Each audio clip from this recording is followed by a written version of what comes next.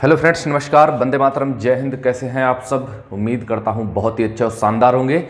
सभी छात्रों के लिए होली की बहुत बहुत हार्दिक शुभकामनाएं।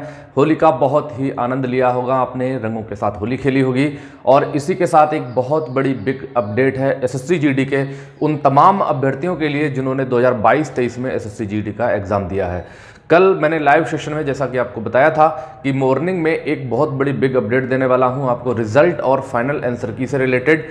और ये अपडेट जो है आपकी विद प्रूफ देने वाला हूं कि रिजल्ट कब आएगा और आंसर की जो फाइनल आंसर की है वो कब आएगी, किन किन छात्रों के नंबर बढ़ेंगे और किन छात्रों के नंबर घटने वाले हैं, नॉर्मलाइजेशन का कितना इफेक्ट पड़ने वाला है इस बार पेपर पर एसएससी जीडी के एग्जाम में।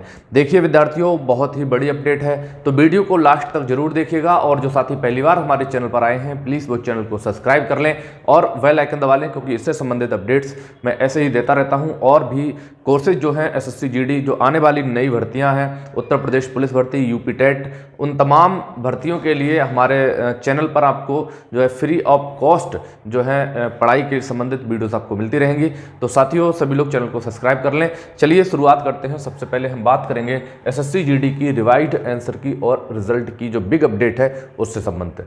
साथियों, इस बार आपका जो रिजल्ट है और फाइनल आंसर की है कब आएगी, इस चीज़ की हम लोग चर्चा करेंगे। देखिए, मैं आपको विद प्रूफ बताने वाला हूं कि आपकी आंसर की कब आएगी और रिजल्ट कब आएगा। देखिए, 2021 का एसएससी जीडी का जो एग्ज़ाम हुआ था और एसएससी जीडी के एग्ज़ाम में एक आंसर की जारी की गई थी। आंसर की के बाद जो है 100 रुपये चार्ज लेकर बच्चों से क्वेश्चनों पर क्लेम कराया जाता है कि अगर किसी प्रश्न में आपको डाउट है, कोई आयोग ने किसी प्रश्न का आंसर दूसरा बताया है और आपके अनुसार उसका आंसर चेंज होना चाहिए, तो आप लोग 100 रुपये का चार्ज देकर उस पर आप क्लेम कर सकते हैं। यानी कि अगर आपकी बात सत्य निकली तो आपको नंबर मिलेगा और आपकी बात गलत निकली तो आपका 100 रुपया जो है वो जब्त कर लिया जाएगा। तो देखिए, 2021 में भी इस तरह से एक आंसर की आई थी जैसा कि 2022 में आई है। सभी साथियों ने अपने नंबर मिला लिए हैं। तो 2022 की आंसर की आने के बाद उस पर जब रिवाइज्ड आंसर की आने वाली थी तो उससे पहले ही उसका रिजल्ट आ गया। यानी कि 2021 का जो रिजल्ट था वो आया था 25/3/2022 के लिए, 25 मार्च 2022 के लिए 2021 वाली भर्ती का रिजल्ट आया था। और जबकि फाइनल आंसर की जो आई थी वो 28/3/2022 को आई थी। यानी कि रिजल्ट और फाइनल आंसर की के बीच 3 दिन का गैप था। यानी कि आपका रिजल्ट पहले आ गया और फाइनल आंसर की बाद में आई। ठीक है, रिजल्ट पहले आ गया, फाइनल आंसर की बाद में आई। और जब भी रिजल्ट आता है तो रिजल्ट के साथ ही या रिजल्ट के 1-2 दिन के अंदर आपका जो फिजिकल से संबंधित डेट्स वगैरह है वो भी जारी कर दी जाती हैं। ठीक है, इसके बाद मैं बात करूंगा दिल्ली पुलिस और हेड कांस्टेबल भर्ती की। ठीक है, दिल्ली पुलिस हेड कांस्टेबल भर्ती का जो रिजल्ट आया है वो अभी आया है 30/12/2022 के लिए। दिल्ली पुलिस हेड कांस्टेबल का जो रिजल्ट आया है वो 30/12/2022 के लिए आया था। और इसकी जो फाइनल आंसर की थी, रिवाइज्ड आंसर की थी, फाइनल आंसर की वो आई थी 20/1/2023 के लिए। ठीक है, 20/1/2023 के लिए। ठीक है, यानी कि 20 दिन बाद इसकी आंसर की जारी की गई। ठीक है, यहां पर 2021 की जो आंसर की थी वो 3 दिन बाद जारी की गई थी, जबकि रिजल्ट पहले आ गया, फाइनल आंसर की बाद में आई। ठीक है, दिल्ली पुलिस हेड कांस्टेबल का रिजल्ट पहले आ गया और फाइनल आंसर की 20 दिन बाद आई, यानी कि 20/1/2023 के लिए। इसके बाद हम बात करेंगे स्टेनोग्राफर भर्ती की। ठीक है, ग्रुप सी और डी की जो स्टेनोग्राफर की भर्ती थी उसके रिजल्ट की बात करें तो इसका जो रिजल्ट आया था वो 9 जनवरी 2023 के लिए आया था। ठीक है, 9/1/2023 को जारी किया गया था रिजल्ट। और इसकी जो फाइनल आंसर की आई थी वो आई थी 27/1/2023 के लिए। ठीक है, 27/1/2023 के लिए। तो इस हिसाब से इसका भी देखोगे तो ये भी लगभग 18 दिन बाद आपकी आंसर की जारी की गई थी, 17-18 दिन बाद। ठीक है, यहां पर भी फाइनल आंसर की 17-18 दिन बाद ही जारी की गई थी। ये सभी भर्तियां जो है एसएससी के माध्यम से करवाई गई थी, एसएससी के माध्यम से। ठीक है, स्टाफ सिलेक्शन कमीशन जो हमारा एसएससी है उसके माध्यम से ये भर्तियां करवाई गई थी। और एसएससी जीडी 2023 की जो भर्ती है वो भी एसएससी के माध्यम से ही करवाई गई है और इसकी भी आंसर की जारी कर दी गई है। तो जिन विद्यार्थियों को प्रश्नों पर डाउट था उन्होंने उस पर क्लेम किया है। क्लेम करने के बाद एक फाइनल आंसर की और रिजल्ट भी जारी किया जाएगा। ठीक है, तो अब आपका रिजल्ट कब आएगा और फाइनल आंसर की कब आएगी, इन भर्तियों के अकॉर्डिंग आप अनुमान लगा सकते हैं खुद, मेरे कहने से कुछ नहीं होगा। तो इन भर्तियों के अकॉर्डिंग अगर देखा जाए तो आपका रिजल्ट जो है पहले आएगा और फाइनल आंसर की जो है वो बाद में आएगी। ठीक है, फाइनल आंसर की जो है बाद में आएगी। लेकिन कभी कभी क्या होता है कि फाइनल आंसर की बेटा पहले जारी कर दी जाती है और सेम उसी दिन कुछ घंटों के बाद रिजल्ट भी जारी कर दिया जाता है, या विद इन 2 डेज रिजल्ट जारी कर दिया जाता है। तो ये रिजल्ट से संबंधित जो आपकी फाइनल आंसर की और रिजल्ट की बात करें बेटा 2022 और 23 की, तो यहाँ पर दोनों कंडीशनें बन रही हैं। या तो आपकी फाइनल आंसर की पहले आ जाएगी, फाइनल आंसर की आपकी जिस दिन आएगी, ठीक है, जिस दिन आएगी सेम डेज या 2 डेज, विद इन 2 डेज में आपका रिजल्ट भी आ जाएगा। ठीक है, या तो फाइनल आंसर की जिस दिन आएगी उसके 2 डेज के अंदर आपका रिजल्ट भी आ जाएगा, या फिर रिजल्ट आपका पहले आएगा और फाइनल आंसर की बाद में आएगी। दोनों के चांस बढ़ रहे हैं, लेकिन इस कंडीशन के बेटा चांस ज्यादा बढ़ रहे हैं क्योंकि इसके हिसाब से। ठीक है, अब किस दिन आपका रिजल्ट आएगा और किस दिन आपकी फाइनल आंसर की आएगी, इस चीज पर भी हम बात करते हैं। तो देखो आपका जो रिजल्ट है वो उस पर बहुत तेजी से कार्य चल रहा है, रिजल्ट पर बहुत तेजी से कार्य चल रहा है, क्योंकि आयोग जो है 2023 में ही इस भर्ती को कंप्लीट कराने के मूड में है।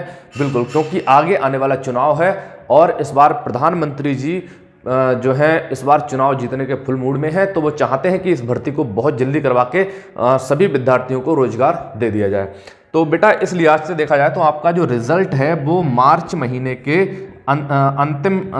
मार्च के अंतिम में बिल्कुल आने की संभावना है। ठीक है, हाँ, किसी कारणवश थोड़ा बहुत डिले हो गया तो बहुत ज़्यादा नहीं, एक आधा सप्ताह आगे पीछे जा सकता है, बहुत ज़्यादा डिले नहीं होगा। ठीक है, मार्च के लास्ट तक आपका रिजल्ट आने की पूरी संभावना है और आंसर की या तो सेम डेज आ जाएगी या फिर आपके 2-3 दिन बाद आएगी। बस दोनों रिजल्ट और आंसर की में बहुत ज़्यादा अंतर नहीं मिलेगा इस बार भी देखने के लिए, क्योंकि एसएससी जीडी में पिछली बार रिजल्ट और आंसर की में 3 दिन का गैप देखने को मिला था। वही कंडीशन बेटा यहाँ पर होने वाली है, ज़्यादा दिन का गैप देखने को आपको नहीं मिलेगा, 2 से 3 दिन का रिजल्ट और आंसर की में गैप देखने को मिल सकता है। अब किन स्टूडेंट्स के नंबर घटेंगे और किन स्टूडेंट्स के नंबर बढ़ेंगे, इस चीज़ पर भी हम चर्चा कर लेते हैं। जैसा कि मैंने आपको बताया था कि नंबर घटने और बढ़ने वाले हैं। अब देखिए, किसी बच्चे ने किसी भी प्रश्न पर क्लेम किया है, ठीक है, क्लेम किया है। अब मान लीजिए वो प्रश्न संख्या क्वेश्चन नंबर जो है 20 है, क्वेश्चन नंबर 20 पर आपने क्लेम किया। अब क्वेश्चन नंबर 20 पर आयोग ने ऑप्शन ए को सही माना और आप कह रहे हैं कि ऑप्शन बी बेटा सही है। आयोग ने ऑप्शन ए सही माना, लेकिन आपने जिन बच्चों ने क्लेम किया वो कह रहे हैं कि ऑप्शन बी सही है। अब सपोज दैट कि ऑप्शन अगर बी आपका सही हो गया और ए हो गया गलत, तो जिन विद्यार्थियों ने ए ऑप्शन लगाया होगा उनका तो एक क्वेश्चन बेटा गलत हो जाएगा, यानी कि उनके 2 अंक कम हो जाएंगे, और जिनका ये क्वेश्चन सही हो गया उनके 2 नंबर बढ़ जाएंगे। ठीक है, उनके 2 नंबर बढ़ जाएंगे। अब एक क्वेश्चन आपका गलत हो गया तो 2 नंबर तो आपके वो चले गए और प्लस 0.5 नंबर उनका निगेटिव मार्किंग में चला गया, यानी कि 2.5 नंबर उनका कम हो गया, 2.5 नंबर। और जिन विद्यार्थियों का ये क्वेश्चन सही हुआ था उनके 2 नंबर बढ़ेंगे और उस प्रश्न के गलत होने से जो 0.5 घटा था वो भी उनका पूरा हो जाएगा, यानी कि उनके 2.5 नंबर बढ़ जाएंगे।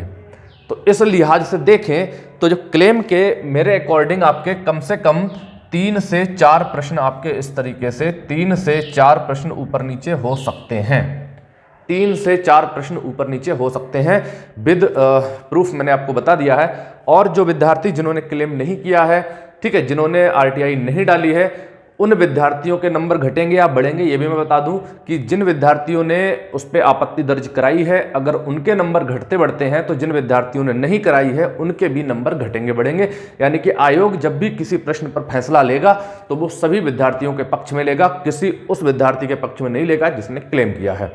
ठीक है, अब हम बात करते हैं नॉर्मलाइजेशन की। बेटा नॉर्मलाइजेशन में कितना इफेक्ट होने वाला है देखिए, जब आपका एग्जाम 2 या 3 या 4 शिफ्ट में होता है तब नंबरों के घटने बढ़ने की संभावना ज़्यादा होती है, और जब कई शिफ्ट में आपका एग्जाम होता है तो वहाँ पर नॉर्मलाइजेशन में एक एवरेज निकाला जाता है। ठीक है, एवरेज निकाला जाता है, आपके औसतन अंक देखे जाते हैं, किस शिफ्ट के औसतन अंक क्या है। अगर किसी शिफ्ट में औसतन अंक जो है मान लीजिए कि 100 आ रहे हैं और किसी शिफ्ट में औसतन अंक 120 आ रहे हैं तो दोनों का लेवल कर दिया जाता है। ठीक है, दोनों का लेवल कर दिया जाता है, यानी कि ऐसा करते हैं, इनके 10 नंबर घटा देते हैं, उनके 10 नंबर बढ़ा देते हैं, तो 110 एवरेज कर देते हैं। तो 10-10 नंबर हर स्टूडेंट के, इस शिफ्ट वाली के 10-10 नंबर घटेंगे और इस शिफ्ट वाली के 10-10 नंबर बढ़ जाते हैं। ये मैं एक एग्जाम्पल बता रहा हूं, सिर्फ एग्जाम्पल। अब आपके पेपर में क्या होने वाला है, आपका पेपर एक दिन में 4 शिफ्ट में हुआ है और 1 महीने तक एग्जाम चला है, यानी कि बहुत अधिक शिफ्ट में आपका एग्जाम हुआ है। तो आपके एग्जाम पर इतना बड़ा इफेक्ट नहीं पड़ेगा बेटा। नॉर्मलाइजेशन का ये मैं कह रहा हूं, मैक्सिमम जो इफेक्ट पड़ने वाला है वो केवल 8 से 10 नंबरों का पड़ने वाला है, ठीक है। और मिनिमम जो इफेक्ट पड़ेगा वो 3 से 4 नंबर का पड़ेगा, ठीक है। मैक्सिमम जो है, मैक्सिमम की बात करूं, ठीक है, मैक्सिमम और मिनिमम की बात करूं बेटा तो 3 से 4 नंबर। ये मान के चलिए कि पूरे पेपर में यहां से 3-4 प्रश्न और यहां से बड़ा उलटफेर होने वाला है हर विद्यार्थी के पेपर में। तो जिसके नंबर बहुत कम हो गए हैं वो लोग डिमोटिवेट ना हो, वो ये समझ लें कि जब भी फाइनल आंसर की रिजल्ट आएगा तो आपको अपने नंबरों में परिवर्तन दिखाई देगा। और जिन विद्यार्थियों के बहुत ज़्यादा नंबर आ गए हैं वो लोग बहुत ज़्यादा ओवरलोडेड, ओवर माइंडेड या जो है कहते हैं कि बहुत ज़्यादा उत्साहित ना हो, ठीक है। वो लोग भी फिजिकल की तैयारी करें और जिनके कम नंबर हैं वो लोग भी फिजिकल की तैयारी करें। मैं लाइव सेशन में ये बात आपको बताता हूं रेगुलर कि नंबरों का उलटफेर हो सकता है, फिजिकल के लिए कॉल आ सकती है, फाइनल में बहुत ज़्यादा परिवर्तन आपको देखने को मिल सकता है, ठीक है। विद्यार्थियों, ये बहुत बड़ी आपके लिए अपडेट है, इसीलिए किसी भी विद्यार्थी को घमंड नहीं करना चाहिए कि मेरे नंबर अधिक आ गए, और उन विद्यार्थियों को डिमोटिवेट नहीं होना चाहिए जिनके नंबर कम आए हैं, ठीक है। इसके साथ ही मैं इस वीडियो से विदा लेता हूं और नेक्स्ट वीडियो आपके लिए बहुत ज़्यादा महत्वपूर्ण होगी। जो भी होगी अपडेट आते ही मैं आपको बताऊंगा। चैनल को सब्सक्राइब कर लें, बेल आइकन दबा लें, जिससे आने वाली सभी वीडियोस आपको सीधे मिलती रहे। मिलते हैं नेक्स्ट वीडियो में। जय हिंद दोस्तों।